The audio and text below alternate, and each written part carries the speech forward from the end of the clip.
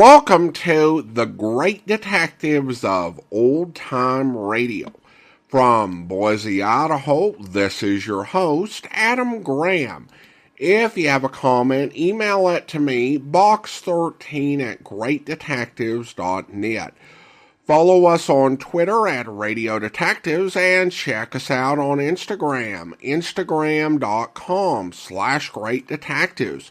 If you're enjoying the podcast, please follow us using your favorite podcast software. Today's program is brought to you in part by the financial support of our listeners.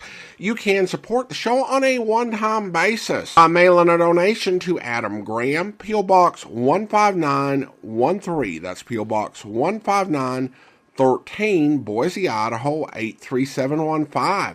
You can also become one of our ongoing Patreon supporters for as little as $2 per month at patreon.greatdetectives.net. Now let's get into this week's episode of Dragnet. The original air date, December the 15th, 1949, and the title is The Garbage Chute Murder.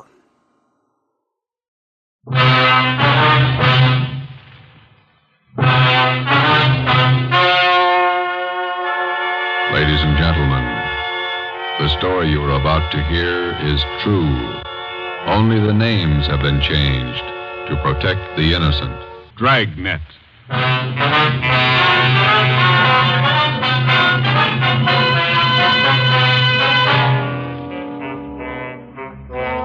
You're a detective sergeant. You're assigned to homicide detail. A young woman has been murdered. The body was discovered behind locked doors. The assassin is still at large. Your job, find him.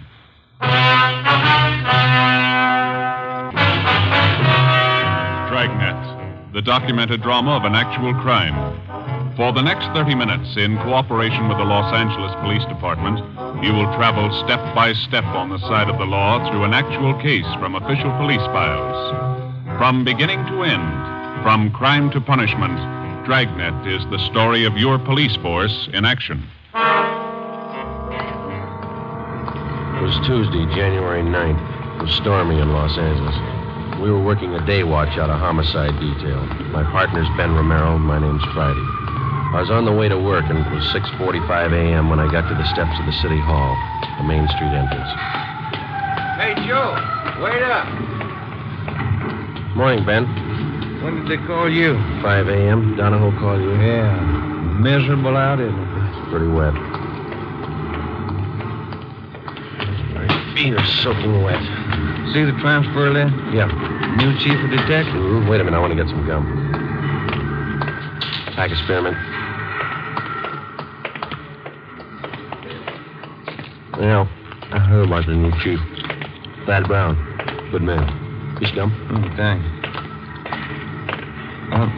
I wish they'd make up their minds about our shift. Work days, they call you back nights. Work nights, they call you back days. Why don't you put in for a desk job? We never have to call you back. You're here all the time. No, you're just hard to please. Here we are.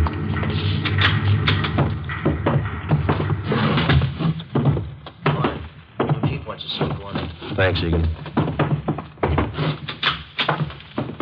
Gentlemen, sit down.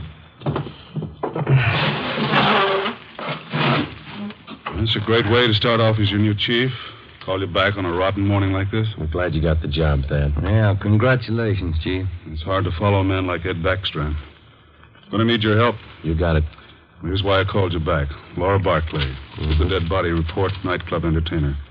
Landlady found the body an hour ago. Who's covering? Burton and Anderson, they're out there now. Strangled, huh?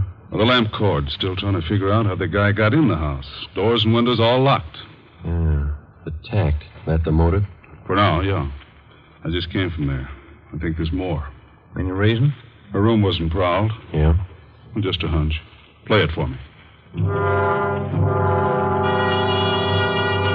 Ben and I left Thad Brown's office, picked up Lieutenant Lee Jones at the crime lab, and drove to the West Adams district, number 16 Imperial Place, where the body of Laura Barclay had been found. It was an ornate frame structure done in Victorian style, at least 30 to 40 years old. Number 16 was on the ground floor. We went in. A narrow hallway led to the bedroom in the rear of the house. 2 gas jet fixtures, which had been converted to electricity, were the only illumination. This place has seen better days. Anybody else coming out, Lee? I see flash bulbs down there. They must be here already. Lieutenant, Friday, down this way. Hi, Burton. Hi.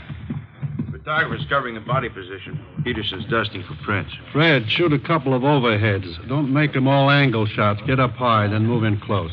The chief was right. Room's in pretty good order. Did you talk to anybody, Burton? Landlady lives upstairs. Only 2 people living in the building. Mm-hmm. Did she tell you anything? Said the Barkley girl paid her rent on time. Good tenant. Plays the organ at the Blue Fox. Cocktail lounge. Any idea how the murderer got in here? Not yet. Every door and window in the place is locked. Anything else? That's it so far. We'll give you 15.7 on what we got. Okay, Lloyd. You and Anderson have another detail? Yeah, I'm working on that Westwood thing. 2 uniform men outside if you want anything. Right, thanks. Looks like a tough one, Joe. Whoever did it must have come in through the keyhole. I'll see you later. So long, Lloyd. Andy. Peterson's dusting for prints. Nothing yet. Only piece of physical evidence so far, the lamp cord she was strangled with. I'll run it through downtown. Not a sign of a struggle. Maybe she wanted to die. Check the bathroom, will you, Ben? Yeah. I'll look around the kitchen. Hey, Pete, have you dusted the lamps yet? Not this one. I'm going to shoot this in the dust.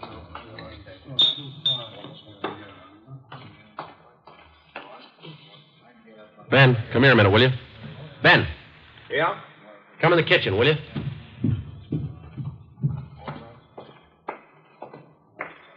You got a pencil? Oh, yeah. Yeah, here you are. Okay. Take a look at this garbage chute here. Let me see. About 8 feet to the ground. Yeah, big enough for a man to get through. Oh, yeah. Yeah, no problem. Lee. I'll be right there. It could be the answer, Joe. Well, he either got in this way or he was in the house when she came home. What do you got? Garbage chute here. What do you think? Could be. Let me grab a kit. Let's see. Aluminum powder. There it is.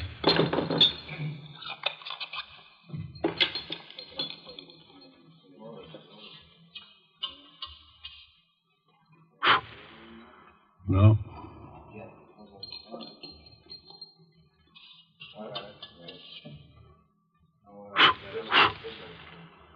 No, nothing on the outside of the lid. Looked pretty clean. Must have just been scrubbed. Abrasions here. Got a pencil? Here, I'll get it. Hold it up there, will you? Yeah.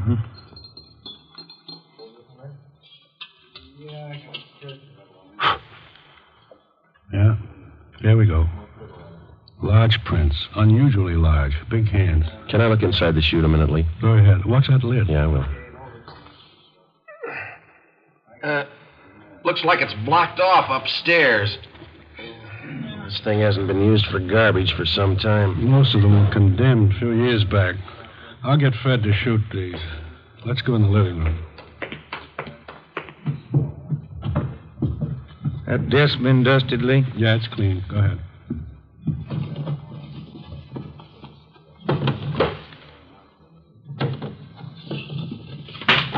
Take a look, Joe. Yeah. Photographs. Hundreds of them. All men. Yeah, all different. Lee Jones and the crime lab crew finished up and went back to Central Division. 2 uniformed officers remained on duty at the scene of the crime. Thad Brown had men sent out to canvass the neighborhood. Ben and I went upstairs and talked with the landlady, a Mrs. Emma Smith. Yes? Police officers. You Miss Smith? Yes. You're not the same officers I talked with before. No, ma'am. I wonder if we could ask you a few questions. I told the other officers everything I knew. We have to double check, Miss Smith. Who was the girl who lived in the apartment below, number 16? Laura Barkley. Is that the name she used? The mail she received, was it addressed that way? Yes, it was. Oh, she was a very good tenant, Laura. No trouble with her at all. When did she move here? Oh, about 4 or 5 years ago. I have the rent receipts. I always save receipts. Did she always live by herself? Oh, yes. That apartment rents to one person only. Did she have many visitors, friends dropping in? None that I ever saw. Pretty much to herself, Laura. The men came yesterday and took it away. What's that, ma'am? The organ. Electric one. Laura rented it from a big downtown firm. Used to practice all the time. My, it was beautiful. Yeah. In the gloaming. She used to play that for me. Mrs. Smith, when did the men come and take the organ away? Yesterday, in the afternoon, about 4:30. Was Miss Barclay at home when they came? No, she wasn't. She left me a note to let them in, so I let them in.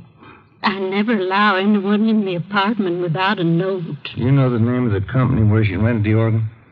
Braziers, it was called, down on South Spring. Well, didn't you think it was unusual that Miss Barclay didn't have any friends? Now, officer, I didn't say Laura didn't have any friends. What I said was that she didn't have any friends who came to see her here. She moved here from a hotel for women. That's the reference she gave me. I see. I wonder if you could give us the address of that hotel, please. I'll write it down for you. Thank you.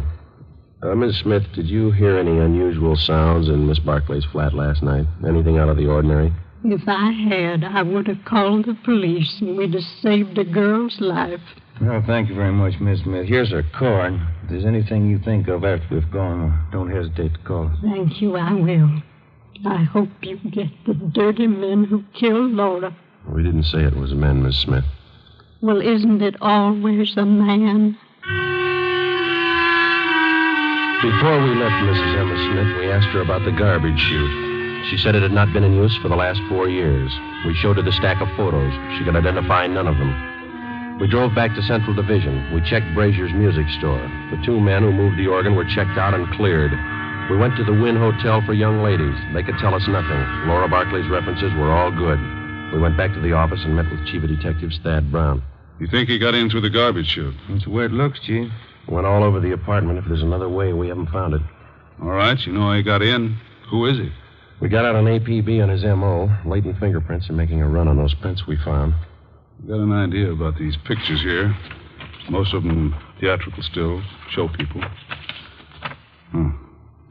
Frank Latour and his canine circus. To Laura, all my love, Frank. Tell you what you do. Here's a guy I checked with this morning. Bernard Carubian, theatrical booking agent, huh? Yeah, Barney's office is down in the Orpheum building, 8th and Hill. He booked her into the Blue Fox. See what he can tell you. Right. You grabbed the pictures, Ben, huh? Oh, yeah. Well, you got more than you started with. Yeah, those fingerprints. We get a make on him, we'll be close to the guy. So was the Barclay girl. But he got away.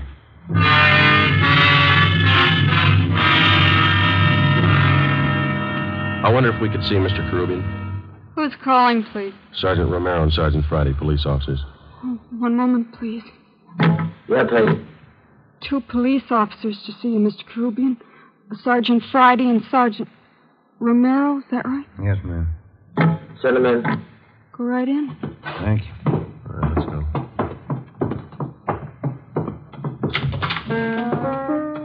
I'll be right with you.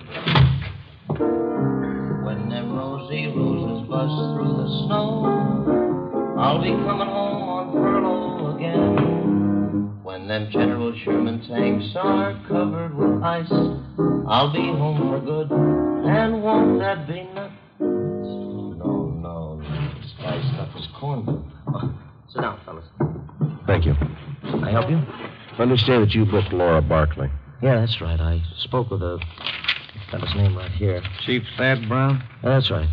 He asked me about Laura. Too bad about that. Any clues? We're working on it, Mr. Carubian. What makes a person pull a stunt like that? Laura didn't have no enemies. She had one. Well, I don't know much about her, except I've been booking her for about 4 years. Good organist. Pretty fair voice, too. Got some pictures here. I wonder if you could take a look at them. Yeah, sure. Quite a stack. Yeah, old Frankie Latour and them dogs. Great act. I book 'em. Ricky Rogan, King of the Tap. Gus Sorinoco and that singing seal of his. Yeah, I know all these people. I book 'em all. Did Laura Barclay work with all these people? One time or another, yeah. During the war, USO camp shows, you know. Do you know whether she was close to any of them? Well, come to think of it, she was. That Frankie Latour, crazy about them dogs of his. No, I mean the men themselves. Anybody that she seemed particularly interested in? Never heard her mention anybody. Pretty girl. Did you know her very well, Mr. Groovy? Only when she came in and out of town on an engagement. I'm a married man. Well, then you don't think there's anything to these pictures here of hers, huh? Well, I wouldn't say so. When you're on the road, you always collect photos of the people you work with. Souvenirs. Mm-hmm. Well, thank you very much, Mr. Caribbean. Here's our card. You betcha. I sure hope you catch the guy.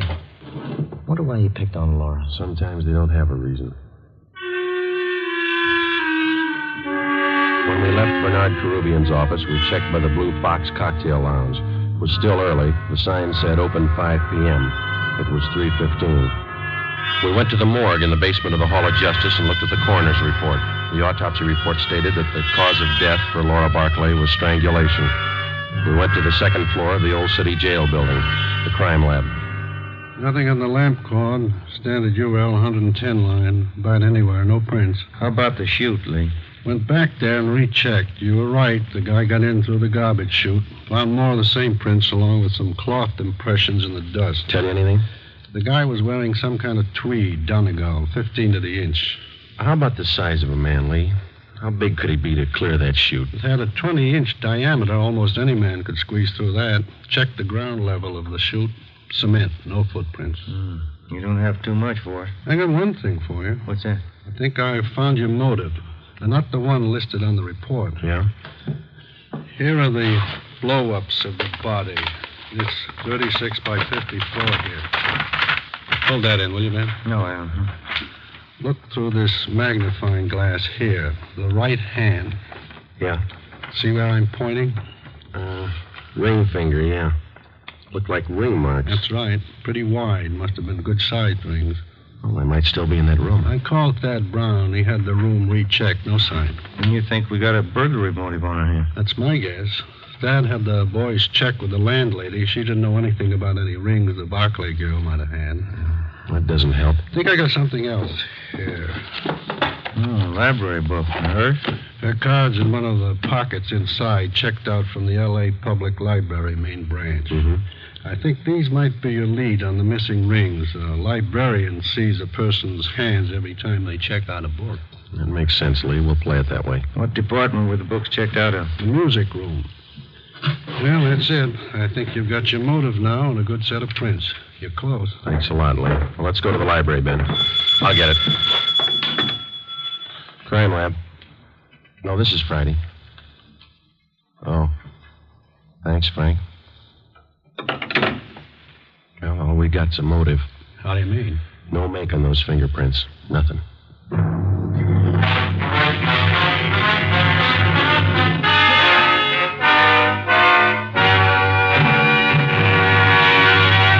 You are listening to Dragnet for the solution to an actual case from official police files. 4:30 p.m. Tuesday, January 9th. Heavy rain. Laura Barclay's murderer was still a free man. Ben and I were sure that whoever left their fingerprints on the inside of that garbage chute was the same man who murdered the Barclay girl. He had no previous record. His first crime, as far as we knew, was a killing, and the odds were all in his favor. The fingerprints gave us nothing. All we had left to lead us to the killer were 3 library books and a stack of old theatrical photos. The solution of most crimes for the working detective is method and persistence. When you have clues, you work with them. When you don't, you work your way to a logical conclusion as best you can. We went to the Los Angeles Public Library, the main branch. The librarians in the music room handle thousands of readers every week. None of them remembered Laura Barclay. We drove over to the Blue Fox Cocktail Lounge. We interviewed the manager, and he knew nothing of her personal life. We talked to Harry Schumann, the organist who had taken Laura Barclay's place. What would you like to hear, fellas? Police officers. Like to talk to you, man. About Laura, huh? That's right. All right, if I keep on playing? Manager wants full 15-minute sets. Oh, yeah, go ahead. That's all right. What can I tell you? How long have you known Miss Barclay? Oh, 4 or 5 years. It's a terrible thing. You got to get to whoever did it. Yeah, we're going to try. Can you think of anybody that might have killed her? I know you ask that question of everybody. I don't know. Does anybody ever know for sure? Sometimes. Well, I don't know. When you think of a person, you never think who might murder her. Maybe you might know a few things about her that you could fill us in on. I'll try. She go in for jewelry much? Rings, things like that? Funny you should ask that. She was nuts for it. Good things. Rings? Had a couple of beauties. Diamonds they were, big stones. Cost $4,000. I know she used to put most of her money into those rings. She buy them on time? Yeah. I remember one night she was overjoyed. The night she paid them off. Cost a lot of dough. Can you describe those rings for us? Not too good. I can give you the name of the jeweler she bought them from. That'll do. Do you know anybody else that we might talk to? Don't know any of her friends. She was an only child. No living relatives that I know of. How about her landlady? Yeah. I guess that's it, Harry. Thank you. For what? I wish I could help more. If everybody had your attitude, we'd be out of a job. Before we left the Blue Fox, Harry Schumann gave us the address of Laura Barkley's jeweler. The next morning, we checked with the manager of the store, and he gave us a complete description of the 2 diamond rings which the dead girl had purchased. They were valued at $4,000. He gave us detailed drawings of the rings. We went back to the office, gave the information to burglary detail. An all-points bulletin was put out describing them. Pawn shops throughout the city and state were alerted to watch for the stolen rings. We had lunch with Chief Thad Brown at Costa's Cafe. Never mind, Romero. I'll get it. Oh, thank you, Chief. I'll get the tip. Stew was good. Do you have some change for the cigarette machine? Thanks. Need any cigarettes, Joe? No, thanks, Thad.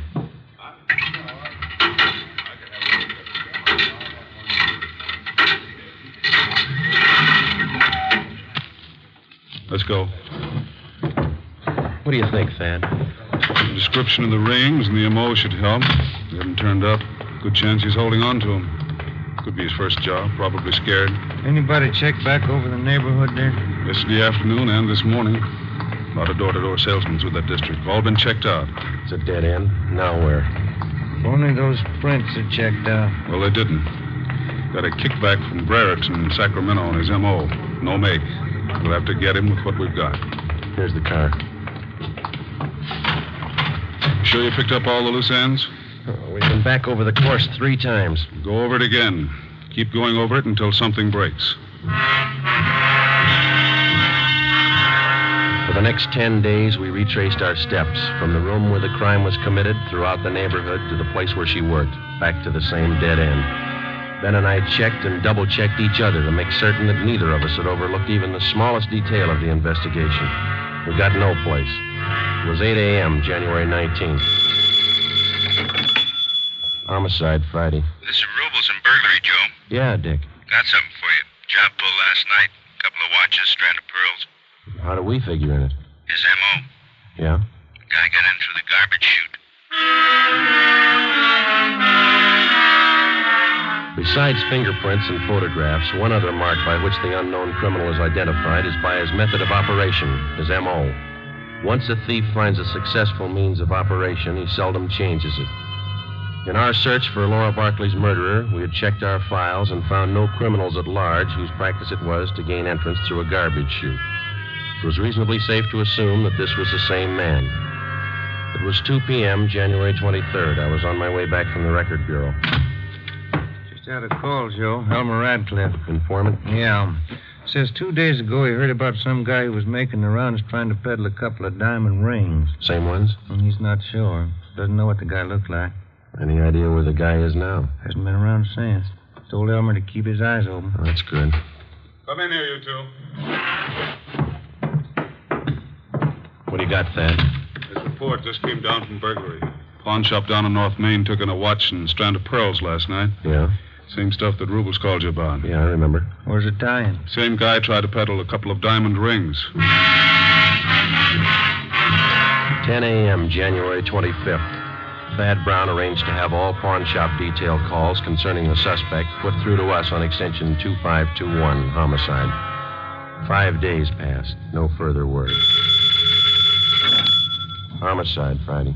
This is George Rose. I run the Harbor Pawn Shop, 2nd and Main. Yeah, what's the matter? Man in here, trying to turn those diamond rings. The ones on the stolen property list. I can't talk now. Stall him. We'll be right down.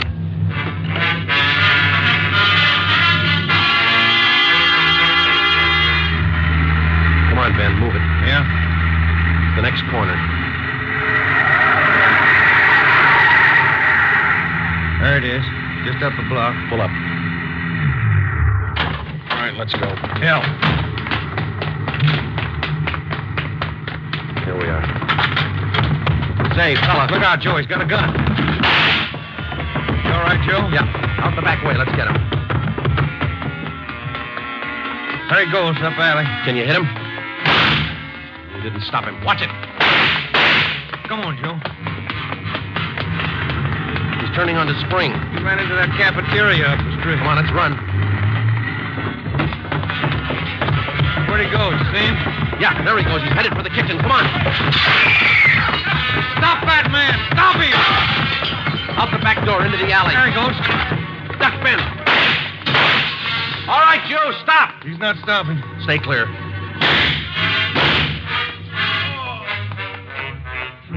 He's down. All right, come on.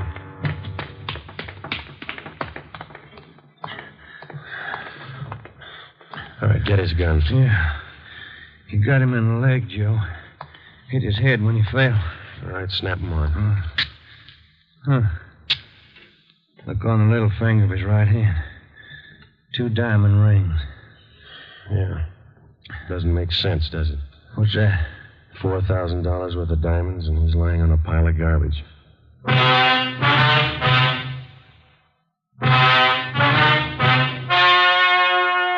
The story you have just heard was true. Only the names were changed to protect the innocent. On April 2nd, 1947, trial was held in Superior Court, Department 81, City and County of Los Angeles, State of California. In a moment, the results of that trial.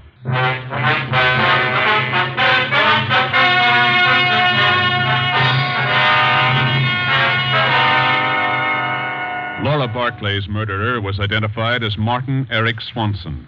He was tried and convicted of murder in the first degree. His case was fought through the Supreme Court of California and in the United States Supreme Court. In both instances, his conviction was upheld. Last Friday morning, after a delay of 5 years, Martin Eric Swanson was executed in the lethal gas chamber at the state penitentiary.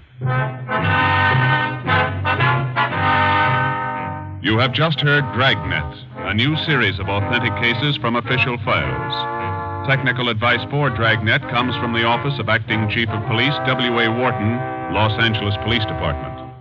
Dragnet honors the city of Youngstown, state of Ohio, and the men who make up the Youngstown Police Department, another of America's great law enforcement agencies. One of these men, Chief of Police Edward J. Allen, honored as Policeman of the Year, who dedicates his life so that yours might be more secure.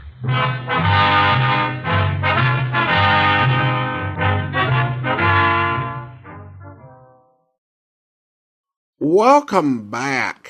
Friday's explanation of why modus operandi was important may seem basic to those of us who watched television programs in the 80s and 90s, or even take part in normal cultural conversation. Describing something, even something non-criminal, as being someone's typical MO is a fairly common expression.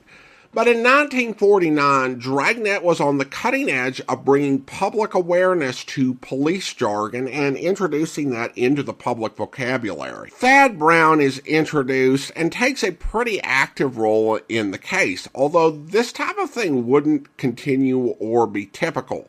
It makes me wonder whether this particular script was in development with Ed Backstrand in mind and was rewritten for Thad Brown, or maybe they were experimenting with the format a little bit. Well, now listener comments and feedback, and we go to YouTube where Maureen comments regarding the mother-in-law murder. They didn't fool around in those days. Irrefutably guilty and done. Well, thanks for the comment, Maureen.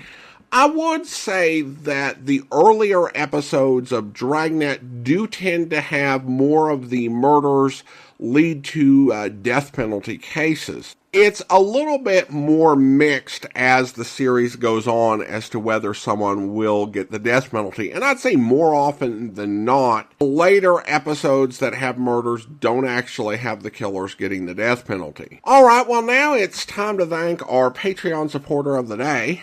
And I want to go ahead and thank Blaine. Blaine has been one of our Patreon supporters since January 2017, currently supporting the podcast at the rookie level of $2 or more per month. Thank you so much for your support, Blaine, and that will do it for today. If you're enjoying the podcast, please follow us using your favorite podcast software. And if you're enjoying the podcast on YouTube, be sure to like the video, subscribe to the channel, and mark the notification bell. Join us for Public Domain Video Theater, where we will be featuring an episode of Dangerous Assignment. You can find that over at videotheater.greatdetectives.net tomorrow, or on our YouTube channel at youtube.greatdetectives.net. We will, of course, be back here next Saturday with another episode of Dragnet, but join us back here on Monday for the Adventures of the Falcon, where... Hate to do this to her, but still so doggone weak I can't move out of this bed. Now, what were we talking about? The shooting. Oh, yes. I didn't see who did it. You're not giving me much to go on. All right. I'll give you something. There's a fellow named Artie Allison. I think he knows who did the shooting. What makes you think that? He called me in the hospital. The way he talked, I got the idea he knows something. But wants cash to spill it. All right, I'll get to Allison, see what he knows. Only one trouble. Price too high? No. We didn't get around to talking terms. Well? I sent the wife around to see Allison. She's disappeared. Oh, great. But you find Allison, and it's 10 to 1 you'll get to the boy we're looking for. Okay, I'll go to work on it. Do that, Waring. And hurry, will you? Last time, he missed me by a fraction of an inch. Could be next time. He'll hit dead center. I hope you'll be with us then. In the meantime, do send your comments to box13@greatdetectives.net. Follow us on Twitter at Radio Detectives and check us out on Instagram. Instagram.com/Great Detectives. From Boise, Idaho, this is your host, Adam Graham, signing off.